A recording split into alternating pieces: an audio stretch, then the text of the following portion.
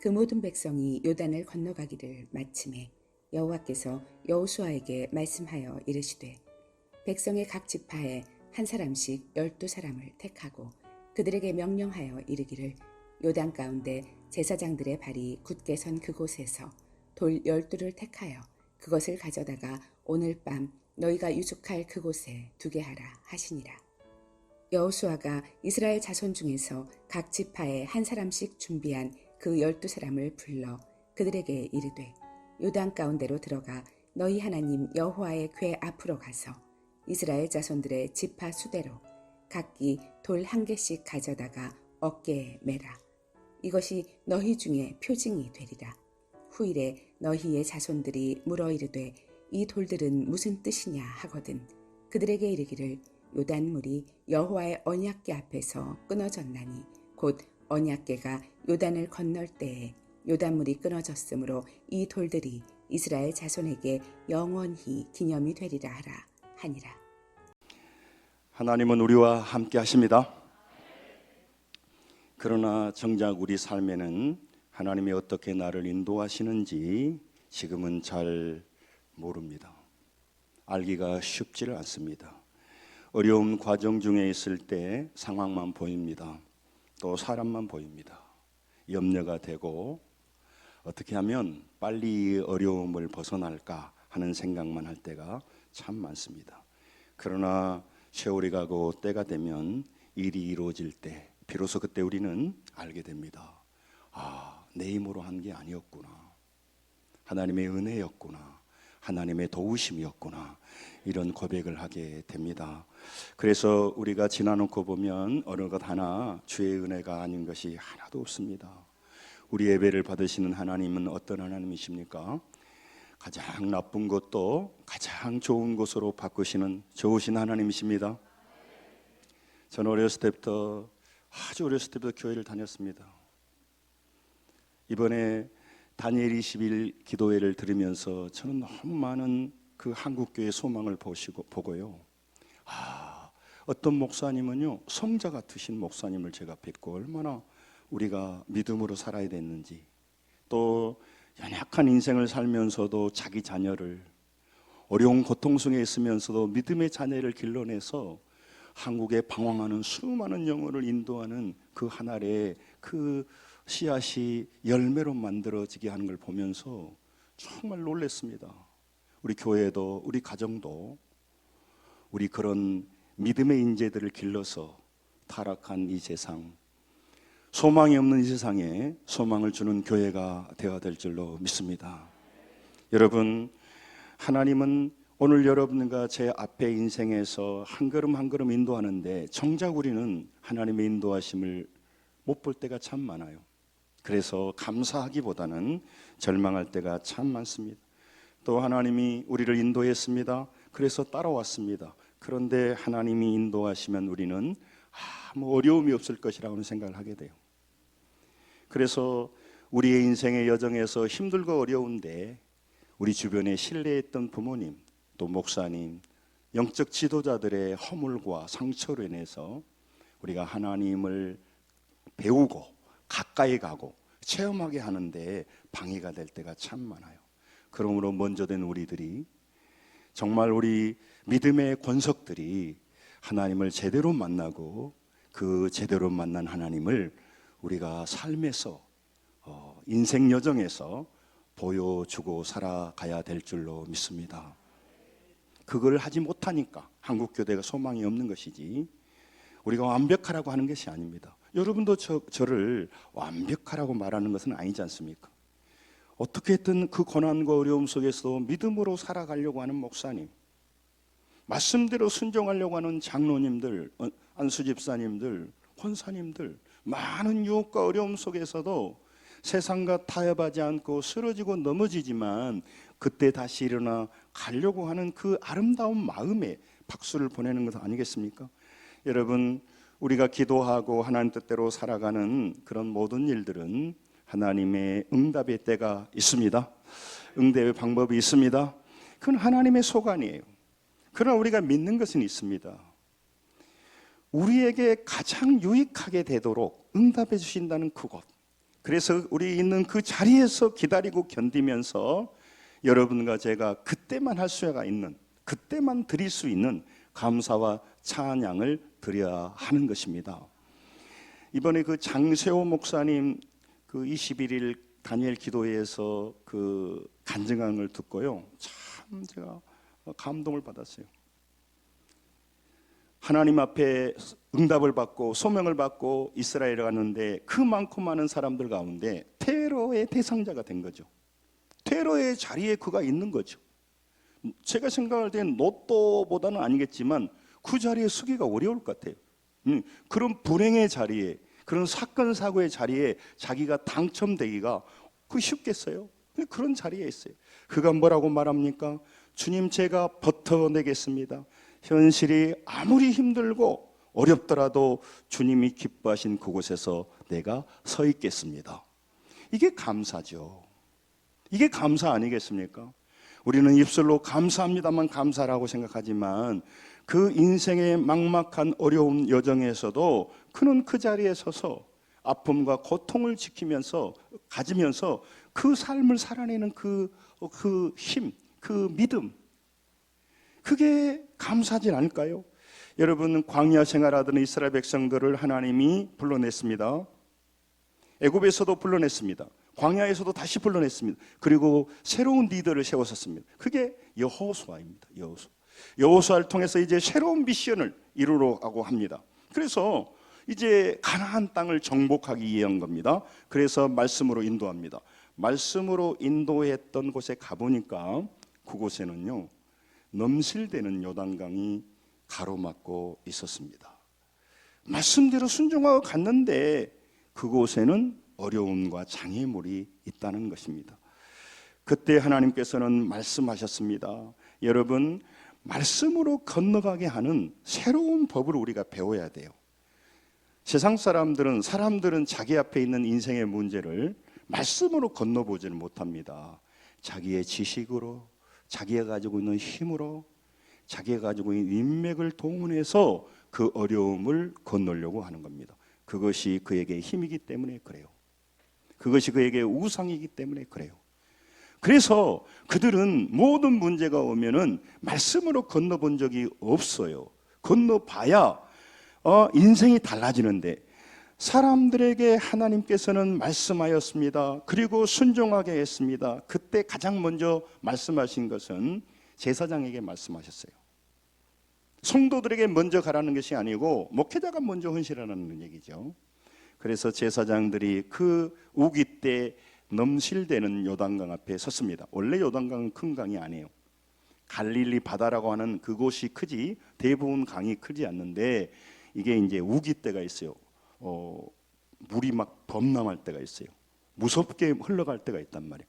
가장 넓은 곳으로 인도했습니다. 거기를 건너면 한 3km 가게 되면 길갈이 있고, 길갈에서 한 3km 가면 여리고성이 있습니다. 그래서 그것을 건너가게 하는 것이죠. 그래서 어떻게 건너냐? 뗏목을 만들어야 되나? 어떻게 건너나? 사람들이 머리를 쓰고 있을 때 말씀으로 하나님께서 건너가게 하신다는 거예요. 여러분, 이성적인 사람일수록, 과학적인 사고를 하는 사람일수록 말도 안 된 그런 애기들 장난도 아니고, 이게 무슨 이런 게 무슨 동화도 아니고 무협지도 아니고. 여러분, 그래서 많은 사람들이 하나님 앞으로 오지 못하면서 고민과 염려 속에 살아가 버립니다. 여러분, 하나님께서 말씀하셨습니다. 그래서 여호수아 3장 15절 16절에 보면 제사장들이 그 궤를 메고 들어갑니다. 언약궤에 하나님의 약속의 말씀이 들어있고 하나님의 임재를 상징하는 것입니다. 그래서 그것을 메고 물에 들어갔습니다. 홍해는 갈라졌어요. 보고 들어갔어요. 요단강은 그렇지 않아요. 그렇죠? 궤를 맨 제사장들의 발이 물가에 잠기자, 그냥 들어간 게 아니고 잠길 때까지. 그러니까 제사장이 죽을 수도 있는 거죠. 여러분, 홍수날 때 한번 보셔봐요. 얼마나 물이 세게 흘러가는가. 그곳에 잠기자 물이 끓어진 것입니다. 그때 하나님이 주신 말씀이 오늘 본문이에요.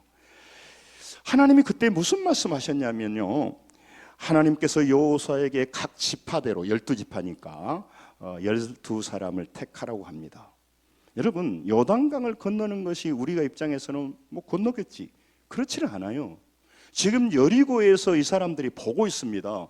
그러니까 강을 건널 때 가장 취약해요. 그때 공격하면 다 죽일 수가 있단 말이죠. 가장 위험할 때예요. 그 가장 위험할 때고 가장 어려울 때를 상징하는 겁니다. 그리고 요단강 건너가 만날이 그러잖아요. 가나안 땅으로 들어가는 관문이에요. 그래서 죽음의 강을 지나는 걸 말하는 거죠. 고난의 강을 지나는 걸 상징하는 겁니다. 그때 12명의 사람들을 선택하라는 거죠. 그래서 그들에게 뭐라고 말하냐면, 요단강을 건너는 중 가운데 이제 제사장들이 들어가니까 물이 그쳤어요. 기적이 일어난 거죠. 그래서 제사장들이 가운데 딱 섭니다. 그 언약궤를 메고. 그러니까 물이 갈라진 상태로 이스라엘 백성이 200만이 다 건넜어요. 그때 그 택한 열둘에게 그 강 바닥에서 돌을 깨어서 하나씩 들쳐매고 오라는 거죠. 들쳐매라고 메고 오라고 보니까 작은 돌이 아니겠죠. 여러분, 이스라엘을 가보시면 알겠지만 온 산지가 돌이에요, 돌. 그래서 돌을 떡덩어리로 만든다고 하잖아요. 뭐들어 굳이 거기서 돌을 캡니까? 밖에도 돌이 많은데, 더 이쁜 돌이 많은데 거기에서 왜 돌을 캐게 했냐 말이죠. 돌을 캐서 가지고 나와가지고 길갈에다 세우라고 하는 것이에요. 이게 이제 하나님 주신 말씀이에요. 여러분, 우리는요, 어려움을 건너는 것을 소망으로 삼습니다. 문제를 해결하는 것을 우리 꿈으로 삼습니다. 내 삶에 하나님이 계시다면, 하나님이 함께 하시다면 나는 어려움을 좀 안 당하고 하나님의 덕으로, 하나님의 덕택으로 나는 좀 고생 안 하고 부자 되고 편하게 살고 싶은 생각을 하는 겁니다. 이게 우상이에요. 이 기독교와 전혀 상관없는 것입니다. 이게 세상적인 종교 아니겠습니까? 복을 받기 위해서, 물론 기독교가 복이 있습니다만은, 여러분, 그러니까 많은 사람들은 지금도 문제 해결에만 고심하고 있습니다. 하나님은 요단을 건넜다고 하는 사실만 중요한 게 아니라고 하는 거예요. 요단을 건넌보다 더 중요한 것입니다. 그들은 말씀에 의지하여 믿음으로 순종으로 요단강을 건넜습니다. 이것이 더 중요해. 이것이 너희 인생의 기준점이 돼야 돼. 너희들은 앞으로 가나안 땅에 살아가게 될 때 무수한 전쟁을 할 거야. 무수한 두려운 여리고 앞에 설 거야. 무수한 어려움이 있을 거야. 그때 이 믿음을 가지고 살아야 돼. 그래서 믿음을 갖게 하려고 하는 거란 말이죠. 그래서 그들이 이 요단을 하나님의 능력으로 건넜다. 그들의 믿음으로 순종해서 그들이 건넜다. 이것을 평생 기억하라고. 그래서 그거를 기념비로 삼고 싶은 거예요. 그 전에 홍해를 건넜습니다. 홍해는, 요단강은 강도 아니죠. 홍해 바다는요, 어마어마한 게, 이건 강도 아니에요. 이건 기적이라 할 수도 없어요. 그 홍해를 건넜습니다. 춤을 추고 노래합니다. 미리암이 찬양합니다. 온 백성이 놀랍게 아주 감격했어요. 그런데 그 광야를 지나고 사흘이 지나자 마라라고 하는 것이 일어나는데, 물이 없으니까 하나님을 원망하고 모세를 원망합니다. 출애굽기 15장 23절 24절에 나온 것입니다. 여러분, 하나님 뭘 원하실까요? 여러분, 우리는 하나님의 은혜 받은 것은 그때 감격하지만 잊어버려요. 저도 그럴 때가 참 많아요. 그래서 하나님은 감사절을 지키고 그날을 기억하라는 거죠. 그 고아 출신의 그 목사님을 제가 만난 적이 있는데, 그분이 그러더라고요. 자기는 누가 생일을 지켜준 적이 없었다. 생일을 그 고아원에서는 안 하십니까? 하긴 하는데 뭐 한 달에 한 번씩 해가지고 그때 뭐 이렇게 다 통체적으로 이렇게 한다고 그래요. 자기 생일을 누가 기억해 준 적이 없었다. 우리가 생각할 때는 뭐 그것이 크게 중요한지 아는 것 같지만, 그 사람에게는요 평생 한이 됐죠. 어떤 분, 그런 분 있잖아요. 면사포를 쓴 것 안 쓴 것 큰 차이가 없을 것 같은데, 나는 평생 면사포를 한 번 안 써봤다. 그게 맺힌 사람들이 있더라고. 여러분, 왜 하나님은 기억하게 하고 기념하게 합니까? 우리를 불편하게 하도록 하기 위해서 그렇습니까? 우리에게 어느 날 헌금 더하라고 하려고 그 날을 정했습니까? 여러분, 그들은요 하나님께 감격했습니다마는 사흘을 못 지나서 그들은 후회하고 원망하고 하나님 앞에 공격했습니다. 어려움이 닥치면 금방 원망하게 된다는 것이 우리의 수준이에요. 우리의 현실입니다. 여러분, 그들이 은혜 받지 못해서 그랬겠습니까? 그들이 기적을 보지 못해서 그랬습니까? 은혜를 기억하고 그걸 반복하고 기념하지 못하면 반드시 감사를 잃어버립니다. 감사와 믿음은 함께 묶여서 움직이는 것이기 때문에 그래요. 그들이 요단을 건넜다고 다 끝나는 것이 아닙니다. 요단을 건넜지만 이제부터 본격적인 인생을 살아가는 게 되는 겁니다. 우리가 예수를 믿어 구원받습니다. 하나님의 자녀가 됩니다. 그는 시작에 불과합니다. 그들로부터는 무수한 시련과 고난과 어려움을 통과해야 된단 말이죠. 그런데 그 마음 중심에 무엇이 있냐 그 말입니다. 어떤 믿음이 있냐 그 말입니다. 그 믿음을 가지고 살아야 하기 때문에 하나님은 12돌을 그곳에서 취하여서 길갈에 딱 세우는 겁니다. 늘 보라는 것이죠. 늘 눈으로 보라는 것이죠. 너의 하나님이 어떤 하나님인가를 잊어버리지 말라고 하는 것이죠. 우리는 문조 속에 하나님을 잊어버려요. 문제만 내 마음을 사로잡아버려요. 염려가 내 삶을 사로잡아버려요. 목사님도 하나님을 의리한 듯 하다가 어려움이 오면 잊어버릴 때도 많단 말이죠. 여러분, 그러므로 그들을 하나님께서 구원해내시고 그들에게 새로운 역사를 이루게 하실 때 그들에게 필요한 것이 있습니다. 그 하나님의 은혜를 기억해야 됩니다. 하나님을 기억해야 됩니다. 그렇지 않으면 그들이 의지하는 것이 세상적인 힘이 돼버리기 때문에 그래요. 여러분, 그들에게 힘은 전능하신 하나님의 힘으로 모든 문제를 해야 된단 말이에요. 여리고도 정복하고 수많은 헤브론의 산지도 정복하고 이제부터는 칼과 창을 들고 전쟁을 해야 돼요. 하나님이 우리에게 구원의 은총을 베푸시기도 하지만 믿음으로 살아야 될 때는 무수한 믿음의 전쟁을 하게 되어 있습니다. 유혹과 고난과 어려움을 통과하면서 우리가 점점점 하나님께 가까이 가고 영원한 천국을 향해 가는 여정을 걸어야 된단 말이죠. 그렇기 때문에 우리가 믿음이 필요해요. 여러분, 느헤미야 8장 10절에 여호와를 인하여 기뻐하는 것이 너희의 힘이라고 말합니다. 한번 따라서 합시다. 하나님을 기뻐하는 것이 너희의 힘이다. 힘이라고. 여러분, 이 말씀 한마디만 우리가 마음에 새기고 이 진리가 나를 지배하면요, 우리는 달라집니다. 저희 아버지는 저희 어머님은 저를 너무너무 사랑하셨고 올인하셨습니다. 그런데 그 아버지 어머니도 돌아가시고 이제 늙으시고, 여러분, 이 세상에 부모님보다 우리를 사랑해 줄 수 있는 사람이 있을까요? 없습니다. 친구도 좋고 다 좋습니다. 여러분, 좋은 관계를 맺으십시오. 성숙이라고 하는 것을 제가 그 한성열 교수라 고려대학교 심리학과 그 교수의 책을 읽어보니까 그분이 그러더라고요. 성숙함이라는 건 뭐냐? 대인관계를 잘하는 것이다. 그렇게 말을 하더라고요. 여러분, 성숙해야 됩니다. 하지만 그렇다고 해서 그게 내 힘이 안 되는데 우리는 힘으로 자꾸 생각해요. 그래서 우리는 자꾸 이 생각을 하는 거죠. 여러분, 저는 뼈저리게 목회해 보니까 물질의 힘이 얼마나 강한지를 느낀다니까요. 그래서 물질의 힘이 있구나, 권력의 힘이 있구나, 뼈저리게 느낍니다. 여러분, 그 힘이 사람을 살려낼까요? 그 인생을 바꿀까요? 지식이 힘이 있습니다. 그 지식이 한 영혼이라도 변화시키던가요? 그 지식이 자기 자녀를 변화시키던가요? 여러분, 무용론을 주장한 게 아닙니다. 오늘 또 천지를 창조하시고 우리의 속마음을 아시고 우리의 거짓을 아시고 우리의 가는 길을 아신 그분이 우리의 힘이십니다. 그분의 힘을 의지해서 우리의 인생 광야를, 가나안 땅을 정복하며 가야 될 줄로 믿습니다. 여러분, 길갈에 이렇게 하나님이 너의 힘이야, 하나님이 너희를 구원해내서 그러므로 그 하나님을 감사하며 살아, 그것이 어린아이들 같이 보이지만 그게 강력한 사람이야, 그걸 얘기하는 거죠.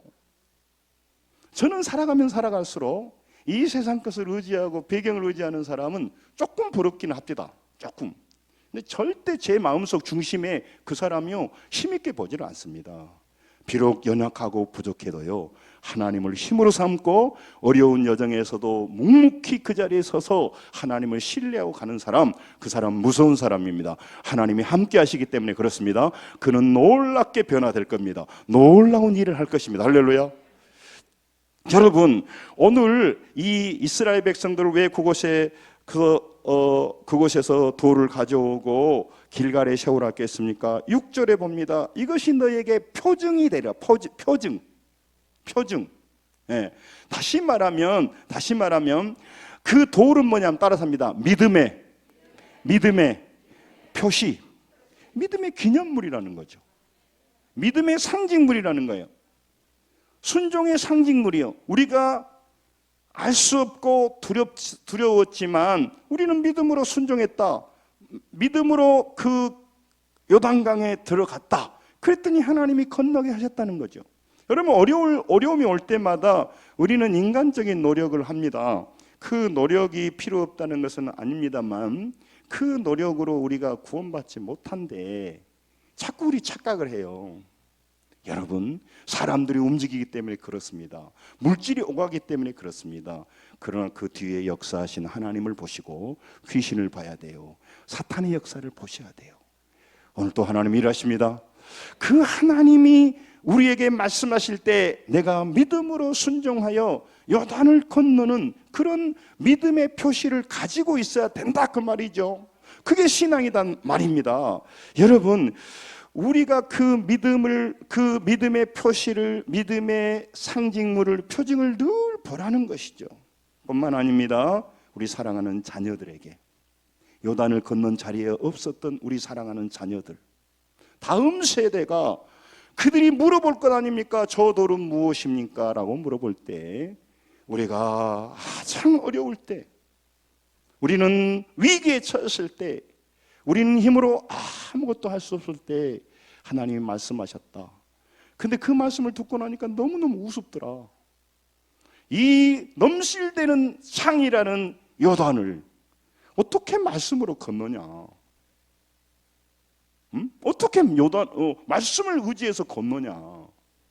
아니, 그냥 돈 좀 잃어버린 것은 할 수 있겠지만 내 목숨이 걸려있는데 어떻게 순종하냐 이 말이죠.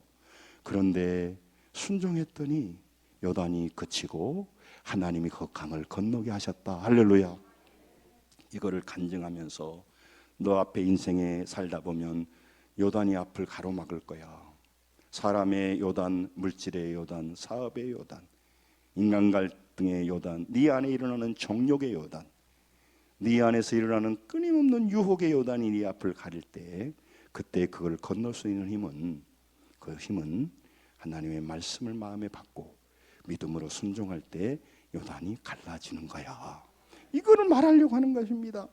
믿음의 표시를 하는 것이 돌이에요. 돌은 쉽게 없어지지 않기 때문에 그래요. 좀 시간이 갑니다만은 6, 7절 좀 읽으시죠. 같이 한번 교회 오셨으니까 6, 7절 읽겠습니다. 시작. 이것이 너희 중에 표징이 되리라. 후일에 너희 자손들이 물어 이르되 이 돌들은 무슨 뜻이냐 하거든 그들에게 이르기를 요단물이 여호와의 언약궤 앞에서 끊어졌나니 곧 언약궤가 요단을 건널 때에 요단물이 끊어졌으므로 이 돌들이 이스라엘 자손에게 영원히 기념이 되리라 하라 하니라. 아멘. 여러분, 그 12돌을 길갈에 그 세워서 믿음의 순종의 사인으로 표시로 보라 그 말이죠. 우리 자녀들이 아버지 저게 뭡니까? 어머니 저게 뭡니까? 내가 고난의 인생에 그 강세호 목사님 말한 것처럼 그 사망의 음침한 데스밸리를 지날 때 그때 나는 사람을 의지하지 않았다. 처음에는 사람 의지했다. 돈을 의지했다.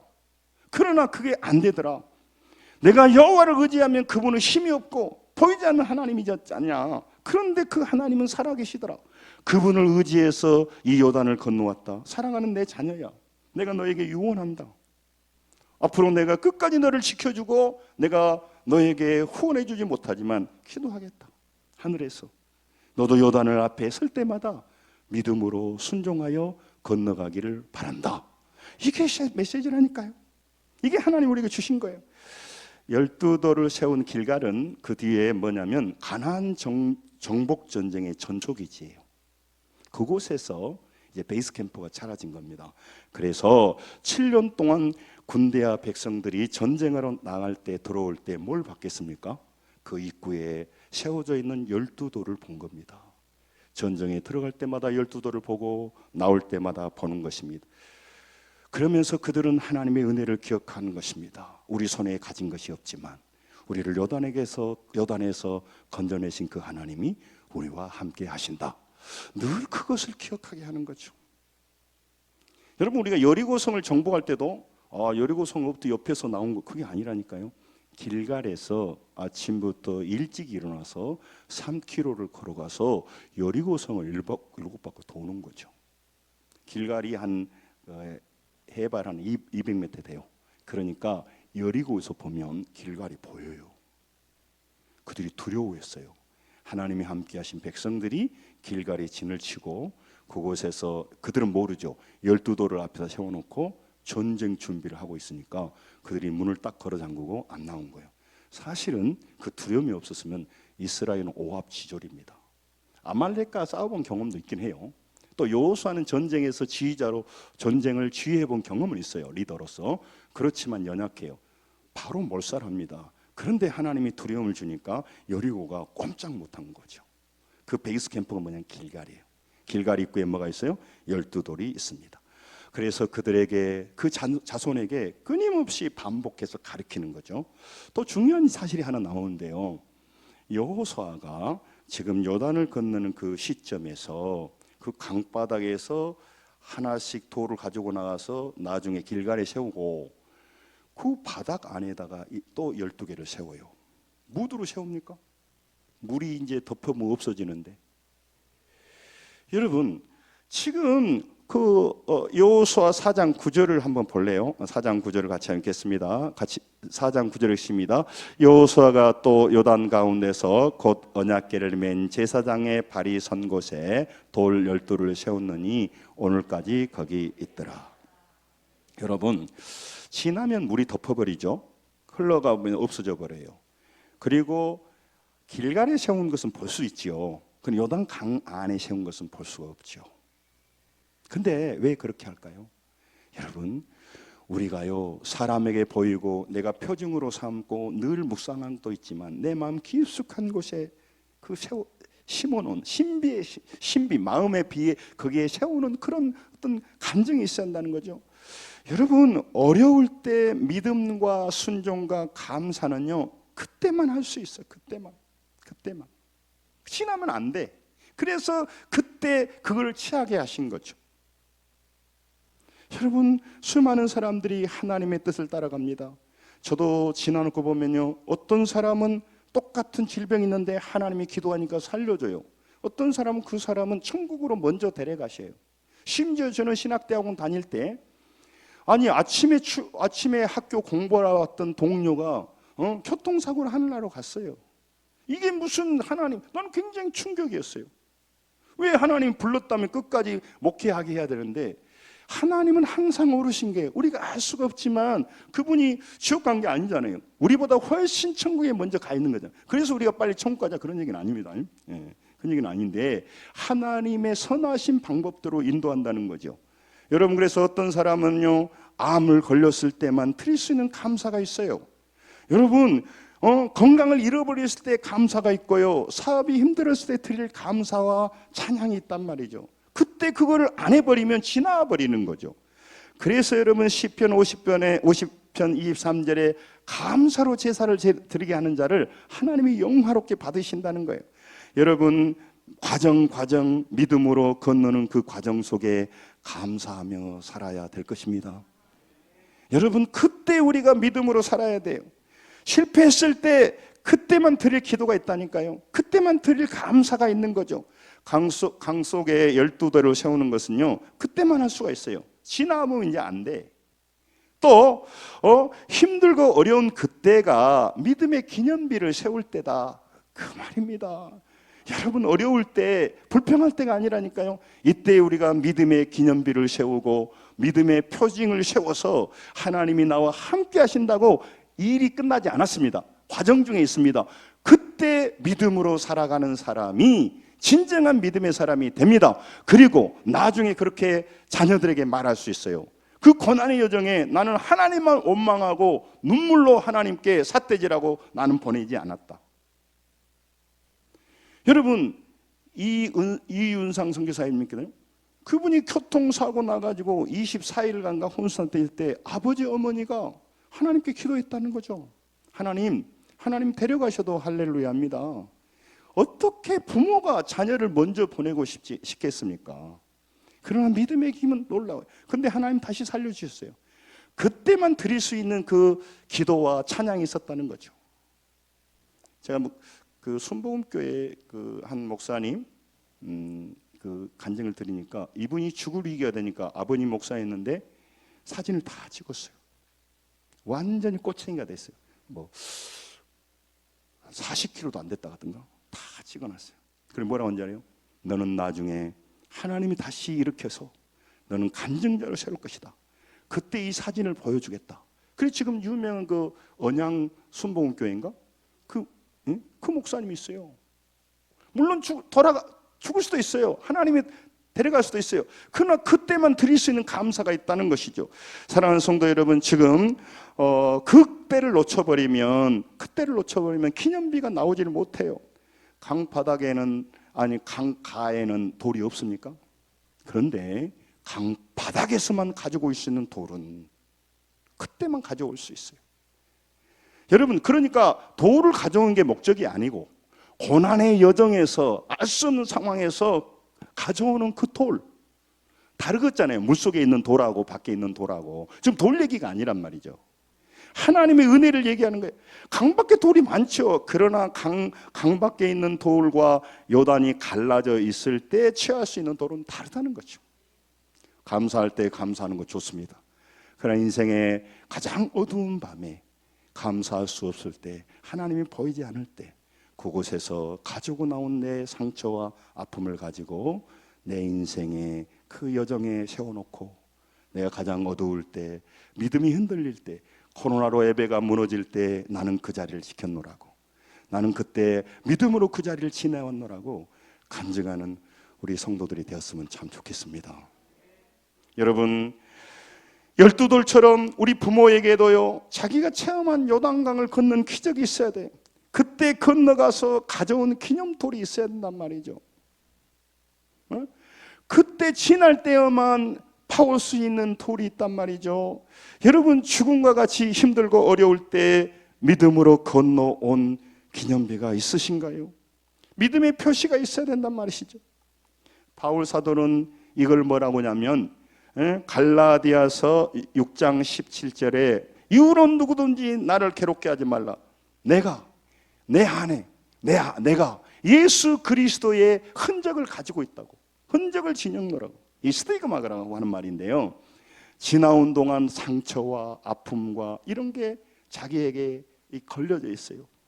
그 배너 같은 데 봐도 노예선에서 맞았던 등에 맞는 채찍, 이게 스티그마거든요. 여러분, 하나님을 사랑하다가, 교회를 사랑하다가, 성도를 사랑하다가, 자녀들을 믿음으로 키우다가 상처난 흔적이 있으신가요? 바울은요, 이 믿음의 표시, 이 표징을 자기는 스티그마, 흔적이라고 말해요. 예수 그리스도에 대한 흔적이 나는 있다고 말해요. 이걸 한번 읽었으면 좋겠습니다. 고린도후서 11장 24절 25절 같이 읽겠습니다. 좀 깁니다만은 이제 끝나간 부분이 같이 읽으시죠. 같이 읽습니다. 시작. 유대인들에게 40의 감암매를 5번 맞았으며 3번 태장으로 맞고 1번 돌로 맞고 3번 파손하고 일주일을 깊은 바다에서 지냈으며 여러 번 여행하면서 광해 위험과 강도의 위험과 동족의 위험과 이방인의 위험과 시내의 위험과 광야의 위험과 바다의 위험과 거짓 형제 중의 위험을 당하고 또 수고하며 애쓰고 여러 번 차지 못하고 줄이며 목마르고 여러 번 굶고 춥고 헐벗었노라. 아멘. 바울이 이렇게 스티비감을 가지고 자기 인생을 지나가서 복음이 전했고 유럽이 복음화됐어요. 제가 신학교 다니는데 바울 신학을 가르친 한 교수님이 이 장면을 보고 울더라고요. 그래서 제가 그분에게 배운 건 생각 안 나고 그분이 울었던 것만 생각나요. 여러분, 믿음 때문에 이 자리를 지키면서 이 스티그마를 가지고 살아가는, 지약을 범하다가 발각되어서 가족들에게 이웃에게 쫓겨다닌 것이 아니고 육의 욕망으로 가득 차여서 이 눈이 돌아가가지고 헛되게 살아간 사람이 아니라, 또 패배의식에 맞춰서 전능하신 하나님을 아버지로 모시지만 아버지가 없는 고아처럼 사는 사람이 수두룩합니다. 제가 20일 다니엘 기도를 보면서 그 전끝을 한번 보니까 어떤 목사님 말이에요. 자기는 37년간 교회를 다녔는데 하나님을 못 만났다는 것이에요. 여러분, 내가 하나님을 못 만나면, 제 자신이 하나님을 못 만나면 자녀들이 하나님을 못 만나요. 여러분, 하나님 만난 케이스는요, 수백만 명이면 수백만 다 달라요. 어떤 분은 그냥 교회 갔는데 눈물이 나오기도 하고요. 이번에 누굽니까, 이름 잊어버렸는데, 당신은 사랑받기 위해서 이렇게 해주니까, 그 느끼한 형이 해주니까 구원 받아본 사람이 있어요. 네. 어제 그 대표는요, 어머니 아버지가 이민 갔는데 눈물로 기도하니까 아들이 그냥 예수를 믿게 돼요.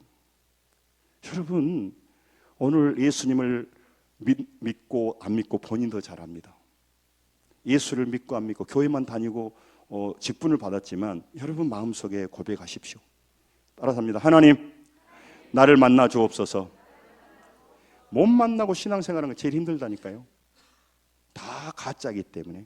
그래서 우리가 기도해야 돼요. 여러분, 말씀을 정리하려고 합니다. 여러분, 우리 속에 하나님을 만나고 체험한 스토리가 있어요. 스토리가. 여러분, 정말 많은 믿음의 상처가 있어야 돼. 그 상처를 가지고 이 한국 교회를 많은 사람이 키워내서, 난 김명애 교수님 그 아버지를 바라보면서 늘 충격받아. 아버지 어머니가 목사님인데 성자처럼 사는 거죠. 자녀들에게는 돈 하나 주지 않고요, 방치한 것 같은데요. 그리고 맨날 어려운 사람 돕다가 목회도 크게 하지 못하고 암 걸렸으면, 그렇게 헌신했으면 하나님이 지켜주셔야 될 거잖아요. 그런데요, 복을 주지 않고 돌아가셔 버렸어. 천국에는 가장 큰 상급이겠지만, 근데 그 딸은 교육도 안 시켜줬고 무수한도 안 물려줬죠. 그러면 아버지 어머니 안 믿어야죠. 우리 아버지 참 어머니 순진해. 그래야 되는데요, 그는요 지금도 교수로서 많은 젊은이를 키우고, 그런 믿음의 자녀들을 길러내는 그 가정, 그 목사님 천국 가면 보고 싶어요. 크게 목회는 못했을지라도 그 자녀에게 믿음의 유산을 물려주고 떠나서 지금도 중보기도 하면서 천국에서 만날 딸을 기다리고 있는 멋진 삶, 우리도 그런 멋진 삶을 추수감사절에 살아보아야 되지 않겠어요? 무슨 썰렁한 코미디언처럼 우리 같이 한번 살아보아요. 응? 죄 짓는 것만 살아보아요 하고 맨날 광고하지 않습니까? 여러분, 불가능한 요단을 건너온 믿음의 간증이 있어야 됩니다. 할렐루야. 그래야 12돌이 있지요. 그래야 기념석이 있죠. 우리 자녀들은, 우리 부모가요, 세상의 성공과 야망을 이루러 살고 있는지 아니면 하나님과 동행하며 믿음을 지키려고 살고 있는지 다 압니다. 우리 어머니 아버지가 예수를 제대로 믿고 있는지 안 믿는지 다 안다고요. 자기도 안 믿으면서 무슨 자녀들에게 그렇게 했어요. 목회자는 두 말도 할 것도 없고요. 사랑하는 성도 여러분, 우리가 반드시 하나님을 만나고 그분 뜻대로 살아가면서 그분이 주시는 참된 평안과 기쁨을 누려야 교회가 귀하고 성도들이 귀하고 우리 인생에 어떤 요단강이 올지라도 우리는 승리하며 가게 되는 것입니다. 할렐루야. 그러므로 여러분, 부모는요 하나님께 순종하며 감사하는 삶으로, 그것이 그들에게 기념비가 돼야 돼요. 믿음의 기념비를 세워야 한단 말이에요. 강 중간에 가지고 온 돌이어야만이 진정한 기념비가 돼요. 밖에서 세우면 안 돼요. 여러분 여정여정 살아가면서 자녀들이 여러분에게 물어볼 수 있는 자녀로 키워야 돼요. 아버지 어머니 저것이 무엇입니까? 계속 그들이 물어보는 것이 어떻게 하면 출세합니까? 어떻게 하면 돈 법니까? 어떻게 하면 결혼합니까? 근데 자녀들이요 믿음으로 키우면 물어본 거죠. 교회는 무엇입니까? 아버지 어머니 왜 그렇게 하나님 앞에 헌신하십니까? 왜 그렇게 아침 일찍 교회 가십니까? 물어봐야죠. 물어볼 자녀로 키워야죠. 그때 말해야죠. 내가 너를 위해서 내가 믿음으로 심고 있다. 너는 비록 부족하지만 너의 인생은 밝아. 내가 믿음으로 기도하고 있어.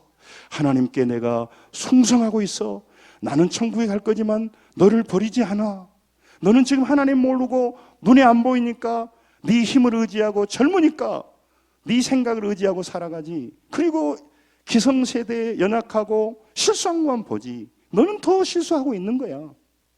여러분 그러므로 자녀들이 기억하고 살도록 여러분 죽을 것 같고 망할 것 같은 그때 오직 하나님만 의지하고 기도하며 건넜던 기억이 있으신가요? 힘들고 어려울 때 원망하지 않고 주님 앞에 엎드려서 그분은 나의 돕는 자시고 나를 세우는 자시고 나를 끝까지 포기하지 않은 사랑하는 나의 아버지라는 것을 믿고 계신가요? 정말 내 자녀들에게 이 믿음을 유산으로 물려주고 싶으시냐 이 말이에요. 응? 우리 한국인은요 자녀에게 돈을 물려줍니다. 유산을 물려줍니다. 그래서 기부 문화가 별로 없어요. 미국 달라요. 여러분 그 유산이 아니라 정말 내가 하나님을 만나고 그분의 귀한 사명과 비전. 고성중 목사님은 데스티니라고 그래요.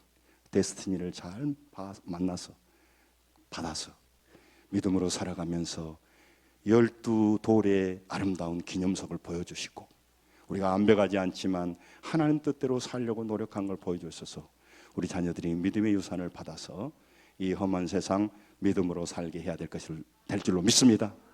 우리 자녀들 길러내봅시다. 죄인을 길러내고 지금도 참 안타깝습니다만 어느 집에서는 살인자가 나오고 있고요.